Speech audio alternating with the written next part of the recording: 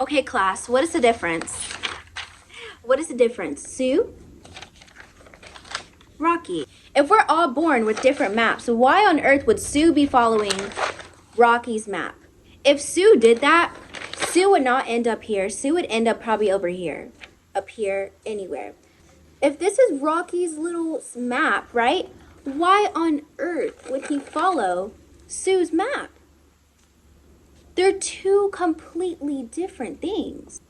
Do you guys get what I'm trying to put into your head? Remember, hi guys, welcome to my channel. Class is back in session. Yesterday when I was reading my book, I had got this idea to talk about this particular topic because I don't know, like it kind of came to me as I was reading. If I look over here a lot, it's because I'm looking at my phone, okay? So we're gonna be talking about the magical power of contentment. We're also gonna be talking about comparison, comparison being the thief of joy, how to kind of live a life on your own terms. The most two things I wanna talk about is your own path in life and yourself. The second one being, like I'm gonna tell you why and then how you can do this today.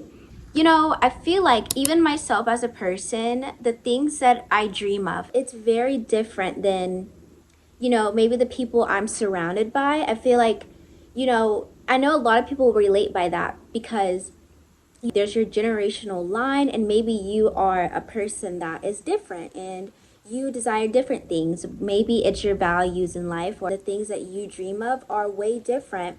So it's very easy for people to judge your path in your life when it hasn't been done. It's very easy to see why people could judge you and nitpick at you. And that's generally because it hasn't been done. It's more of, you know that saying when people say, don't believe it till you see it? It's kind of like that. So let's get into why you shouldn't compare yourself to other people. But there are so many reasons why we do. I mean, in a couple seconds, you can open your phone and you can see a bunch of other people's lives. Understanding, right? There's no time frame in life. When we were born, right? When we were born, we weren't handed a manual. We weren't handed a long list of a long list of things that we have to accomplish. We were not handed those things. And so I feel like it's pretty messed up to think that there's a particular path in life that you have to take. And this is the only right way and there's nothing else you should do. Understanding, number one, there is no right timing. There's no time frame that you're supposed to be in. There's no bracket or box that you were put into. You came on this earth for yourself to experience you as a human being and what you could do with yourself in this lifetime. We are gifted such a beautiful experience, right? Filled with a bunch of different ups and downs, high vibrational emotions, and maybe emotions that aren't so, you know, delightful to experience, right? And we're giving so much events and so many things to learn. So I also like to give examples. So let me get my notebooks. We have a notebook right here. I got this name idea because I've been watching The Middle. I love that so much. I love that show so much. So if you watch The Middle, comment down below. But Sue, okay? This is Sue, all right? Rocky. I just thought of this name, Rocky. This is Rocky. Okay. So Sue, oh, we really in session, guys. We really having class right now. Okay, so this is Sue. Sue is born. That's the day Sue was born. Rocky, a different day. So Rocky is born here. So two different spots, but they're both humans. Okay, so this is Sue. Sue was born with a certain path in life. Her path.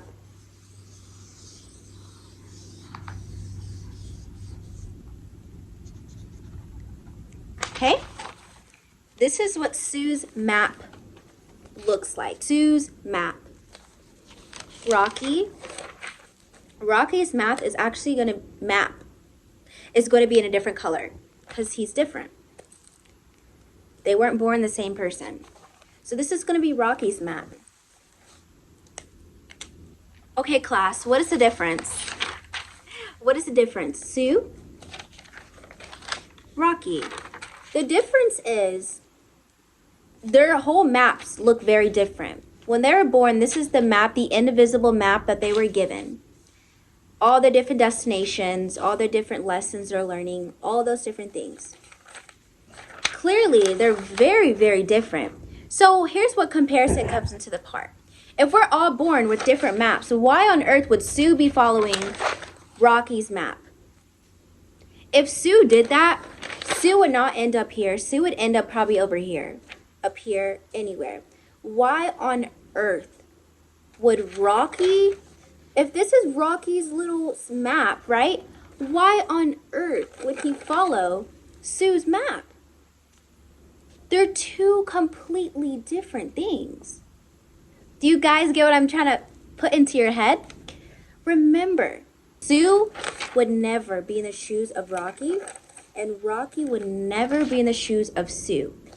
So I hope that helped. Let's get into external validation. I feel like external validation, the reason why I'm talking about both of those topics today is because I feel like they go hand in hand with each other.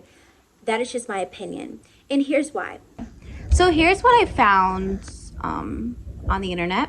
Comparison drives the need for validation. The thing is, both comparison and external validation, they're both looking outwards from yourself. It's opinions and it's thoughts and a bunch of things together that are looking outside of you. And I'm so aware that it is hard to not care about what other people think about us. And that is 100% true. Because as people, we want this belonging and we want to feel included all the time. But it is very helpful to kind of learn and validate your own opinions more than the outside world, of course. It can start from small things like wearing what you want to wear without asking people, oh, hey, does this look good? Like, no. In this like rat race of trying to prove your worth as a person. It can be little things like practicing your own achievements in life and the little small things and steps that you do, being proud of it and like giving yourself so much love for being able to do these things because, you know, it takes a lot of energy and a lot of self-trust in yourself to do things and succeed with it. I it was semi bad day, but that one accomplishment made me feel better about myself. And I was like, you know what? Although there's so many other things in life going on that I'm not liking right now, it's that one little thing that, you know what? Although the rest of my day looked like this is something to still be proud of, and I'm trying and I'm doing the best that I can. To catch yourself in this state of comparison, it's good to kind of see what you're comparing yourself to and then validating yourself. So like, let's say you're on the internet and you see, I know a common one a lot of people deal with is comparing their beauty to other people. So when you see them, be like, oh wow, she's very beautiful. Instead of being envious, be like, oh wow, she's very, very beautiful. But you know what? I am too. When you go outside and you see a bunch of nature, you don't nitpick and be like, oh, that looks way better than the other thing. No, you see nature as it's one big, beautiful thing, right? And would you go to your friend group, right? And you look at them and be like, she's pretty, she's not, she's pretty, she's not. No, you would never do that. I think as our friends, we see our friends as beautiful beings because we see them from the inside and the out. Your face is a lifelong generation of people. You know, you look like your parents, you look like your siblings, you look like your cousins, your grandma. You look like them. And that's beautiful to have.